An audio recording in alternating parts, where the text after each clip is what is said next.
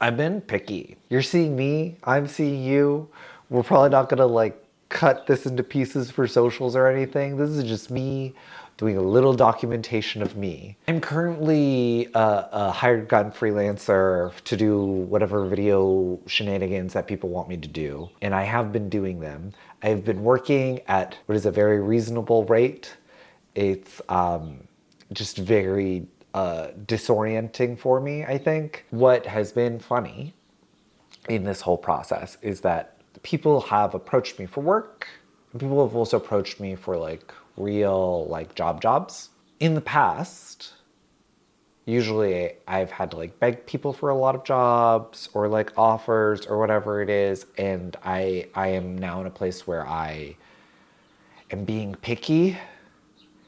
And being picky while also not being super, I'm financially stable. I don't know necessarily where my next check comes from, but it's been working out so far. So I'm trying to not freak out. And I think I get why like a lot of people aren't cut out for freelance because it's anxiety inducing. I've been spending a lot of my free time in different ways. One, I spend a lot of time at the gym now, which has been really good. Been really happy about that. It's been really good for my mental health. I do a lot of running. This has all been very good for me.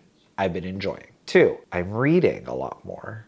I think I've definitely hit 10 books at this point. I would say when I was working regularly, like a full year-round job, I was reading definitely less than a book a month.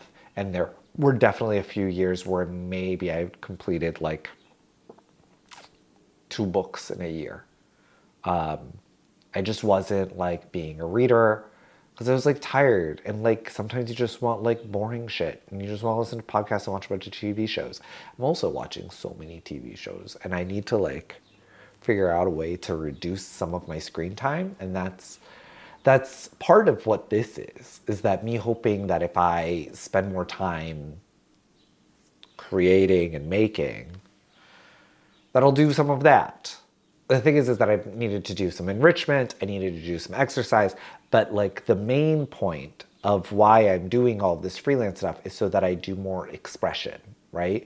Like I am trying to make something so that like I'm not standing here looking at creators or musicians or filmmakers or people who are just like sitting there like working on something for themselves and being like, I wish I could do that. Because I have the time, just to make it very clear. No part of me is out here trying to pursue being like a full-time content creator who gets paid by like AdSense or whatever the fuck. That's not the goal.